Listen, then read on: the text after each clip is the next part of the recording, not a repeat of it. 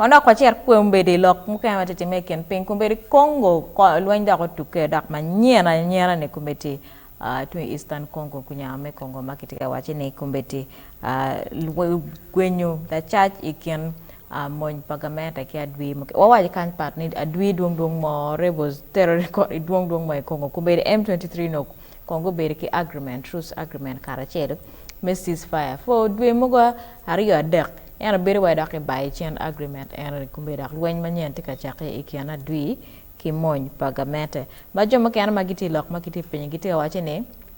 agiri pa Lweny pe kiti nera ne cokcoki Lweny mere pa ikiana adwi me Congo ni pegik mayang adwi mi M23 uberi Congo pedong makara pa kago bero kono giti kam ki kono bez gibane ti kono kwanye ge ubero ta mero gen mi achel ngarate ga wajata mi gini po ubero yote I think I support them Emma ingeyo ngarado ngiyo kamoni mabere bero kamoni they know the jungle they understand the jungle they will always be there gen mene magitimo gimete ki choy dano gimete ki meto namba gi erno giti ki target mamegi la chinjawanero la date former president mi Kenya Uhuru Kenyatta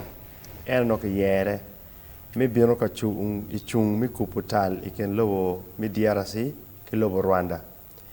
gen motima yeni Rwanda chimo wang Congo Congo chimo wang Rwanda ni Rwanda ite kamiyo chanet M23 loke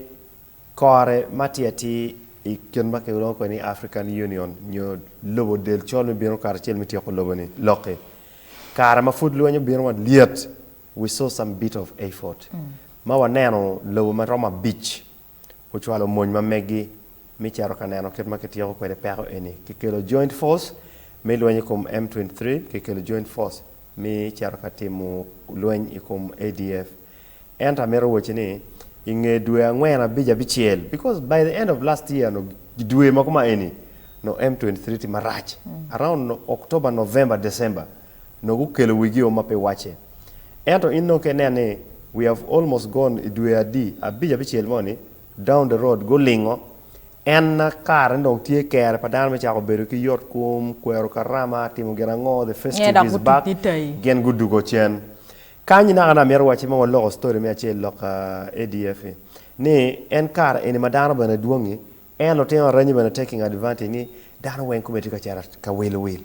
geti ka dugu dano magore bana duong bom bana tikenyo nek bana tikenyo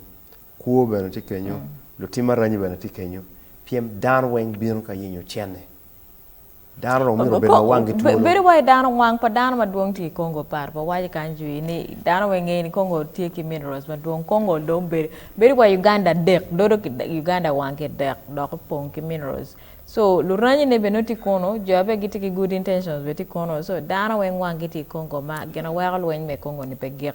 ya in ya out Congo ilobo mogo matie ka neno pero ma Lweny pe giri ye bena pe tum kono tum nyopo tum pingeyo kani ana kwan mate ka do Israel, Palestine, Sudan, South Sudan, Congo. Lweny pe gir. I have never apa munye nermani pero gir. Acha munye from the first day mamu Mobutu Sese Seko efuti president. No kare kilimo funi Zaire ko. Kiloni Zaire. Wakumbeti. Every time there's a problem, there's an issue. So we really need to see what to do.